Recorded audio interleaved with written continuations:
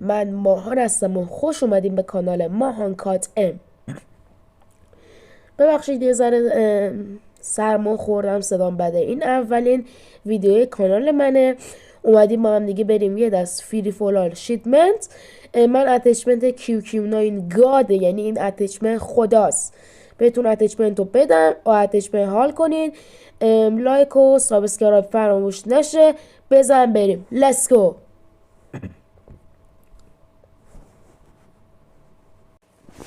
خب دوستان، همونطور که میبینین آورد توی بازی. ما که بریم بهتون اتچمنت رو نشونتون بدم. این اتچمنت گاده. لایک و سابسکرایب فراموش نشه. دوستتون دارم خیلی زیاد. Let's go. این از اولی، این از دومی. به نگاه رنده میکنه.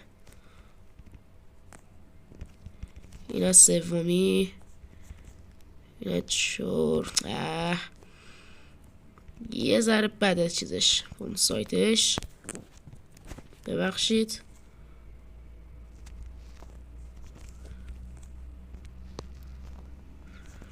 اصلا ببینید خدا همشو هد دارم میزنم. تو کی بودی دیگه؟ آجی زایه شدم. خاک تو سرت من.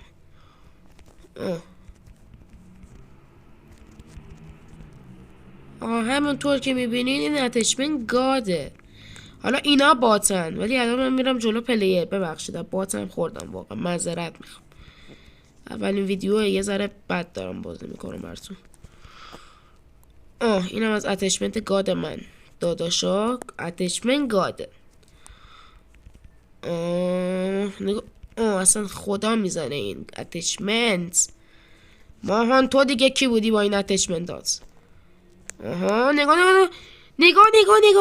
اصلا نمیدونه چه جوری بزنه، فقط میزنه. نگاه نفر آخر بیجو میرم. عمویی اتچمنت تو براتون میذارم. فعلا تا دیدار بعد، خدافظ.